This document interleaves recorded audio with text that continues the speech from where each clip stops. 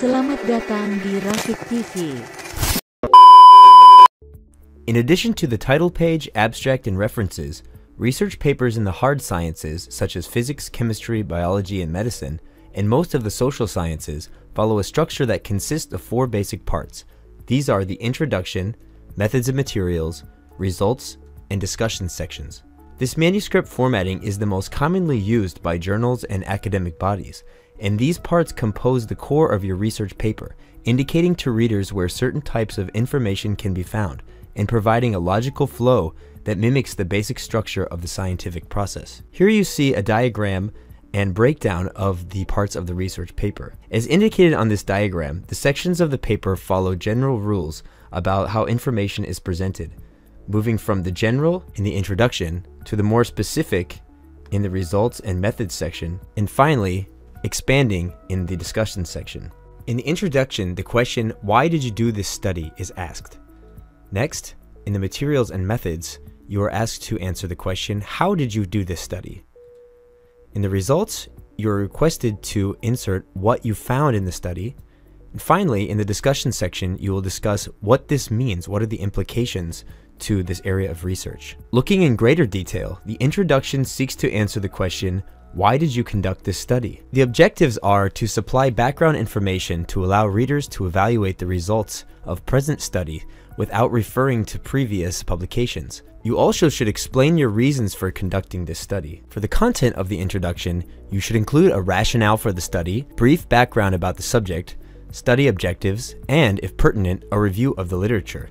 The next section of the research paper is the methods and materials. In this section, you are asked, what materials did you use, and how did you conduct this study? The purpose of the methods and materials section is to state in clear terms what you used for the study and how exactly you carried it out. For content, you should include study design, study materials, answer the question, what was done to the material, and how are the effects measured? The methods and the materials is the leanest part of the research paper, as it only focuses on the very specific details of how your study was carried out. In the results section, you're asked to answer the question, what exactly did you find? So here your goal is to show the detailed results of the study in natural order.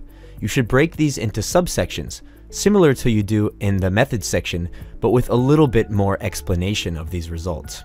For your content, you want to include any key findings of the study, text, tables, and figures that you used, and statistical analysis that you gleaned from the study results. The discussion section is the largest part of your research paper, and in it you will answer the broad question, what do the results mean?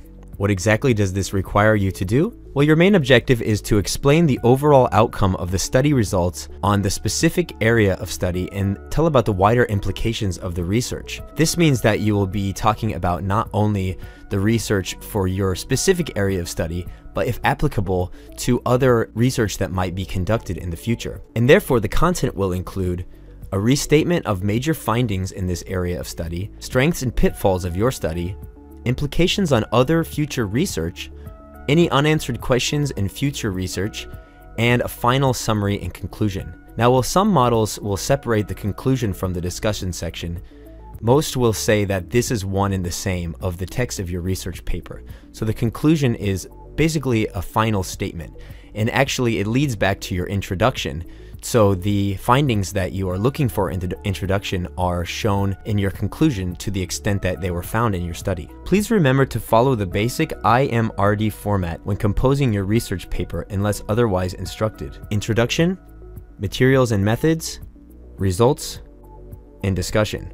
Using the right structure is the first step towards creating a strong manuscript and showing your work as clearly and concisely as possible. For more information and tips on manuscript writing and journal submissions, visit our resource pages at wordvice.com. Sampai jumpa.